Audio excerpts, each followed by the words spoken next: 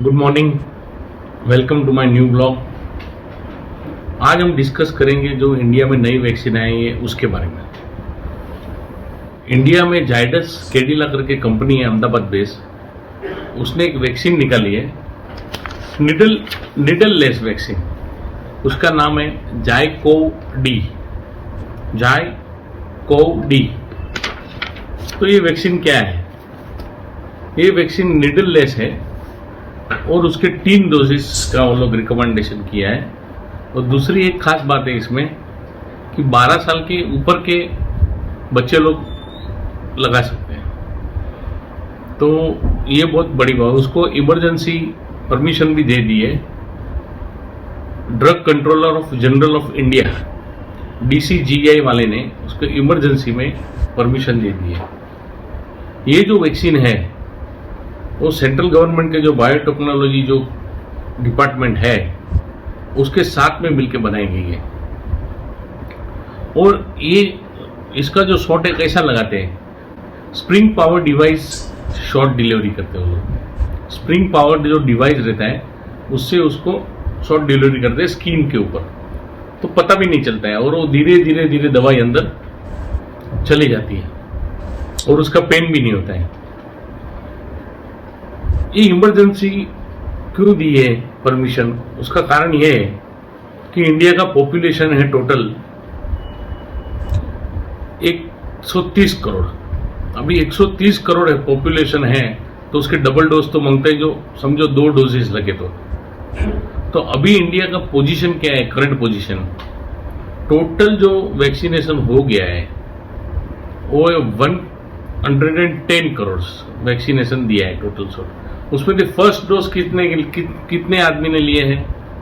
तो 74.8 करोड़ लोगों ने फर्स्ट डोजेज अभी तक लिए है। और फुल्ली वैक्सीनेटेड कितना, मैं ये जो डेटा बता रहा हूँ एज ऑन टुडे का डेटा है।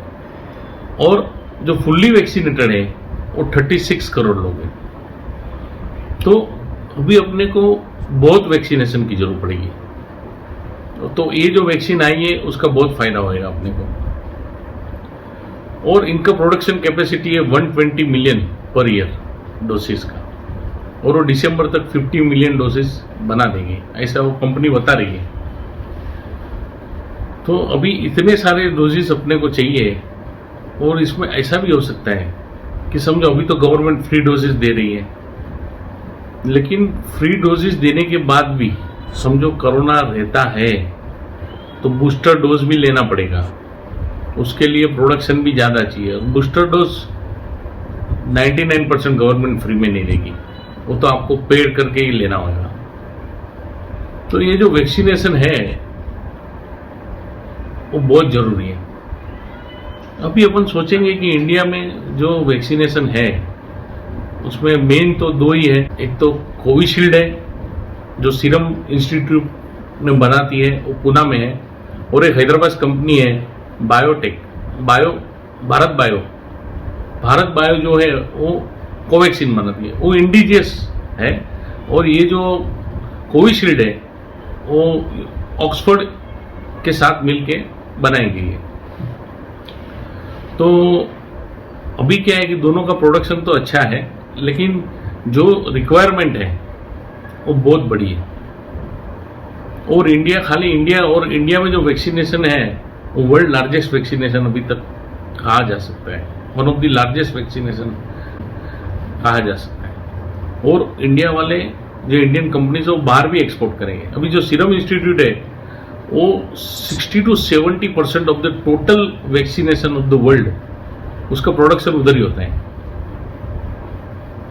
तो ज़्यादा करके यही वैक्सीन लगते हैं, लेकिन उसमें जो डेज डिफरेंस है वो 84 डेज का है। और जो कोवैक्सीन में है वो 28 डेज के बाद आप दूसरा डोज ले सकते हैं। अभी अपने इधर ये इमरजेंसी परमिशन देते हैं, लेकिन बाहर की वैक्सीन क्यों नहीं आई अभी तक? अभी समझो बाहर मैन्युफैक्चरिंग करते हैं। अभी US की वैक्सीनेशन 3 वैक्सीन है इसकी, उसमें एक है मॉडर्ना, दूसरी है फाइजर और तीसरी है जॉनसन। तो इंडिया में क्यों नहीं आएगी? वो मिलियंस ऑफ प्रोडक्शन है उसका, मिलियंस ऑफ डोजेस का प्रोडक्शन है, लेकिन इंडिया में क्यों नहीं है? वो लोग ने बाहर 150 कंट्रीज को एक्सपोर्ट किया है। ये जो वैक्सीन है 150 कंट्रीज को वो लोग ने एक्सपोर्ट किया है, लेकिन इंडिया में वो क्यों नहीं आ पाई? क्योंकि वो जो यूएसए है उनकी कंपनियां सब देश के पास से श्योरिटी लेती है, इंडेमनिटी लेती है कि हमारा वैक्सीन लगेगा और कुछ भी हो गया तो हमारे कंपनी पे, हमारी जो कंपनियां है यूएस की, उसके पे क्लेम नहीं किया जाएगा। तो वो गवर्नमेंट को श्योरिटी देना पड़ता है। और इंडिया में ऐसा कोई फार्मास्यूटिकल, ऐसा कोई भी ड्रग नहीं है कि जो गवर्नमेंट श्योरिटी देगी और इंडेमनिटी देगी। तो इंडिया में है ही नहीं ऐसा।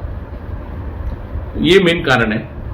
लेकिन जो 150 कंट्री ने जिधर जो खुद नहीं बना सकते हैं वो लोगों ने परमिशन दी है और वो लोग ने एक्सपोर्ट किया है। ये मेन रीजन है कि इंडिया में दूसरी कंट्री की, यूएसए की वैक्सीन क्यों नहीं आई। हाँ, रशिया की स्पुतनिक चालू हो गई, वो भी देना चालू हो गया। वो भी 2 डोजेज है, 28 डेज का डिफरेंस है। तो अभी ये जो वैक्सीनेशन का है वो बहुत लंबा चलने वाला है और बूस्टर डोज भी लगाना ही पड़ेगा, ऐसा लग रहा है, क्योंकि कोरोना नहीं गया तो फिर लगाना ही पड़ेगा। तो ये सब इंफॉर्मेशन है, आपको मैं दिया है, बहुत इम्पोर्टेंट है। और मैं रिक्वेस्ट करता हूँ सबको कि आप वैक्सीनेशन लीजिए, वो बहुत ज़रूरी है।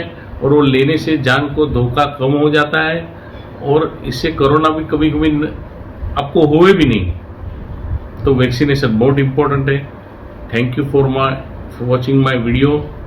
और सब्सक्राइब कीजिए, लाइक कीजिए, शेयर कीजिए और कमेंट कीजिए। Thank you, bye.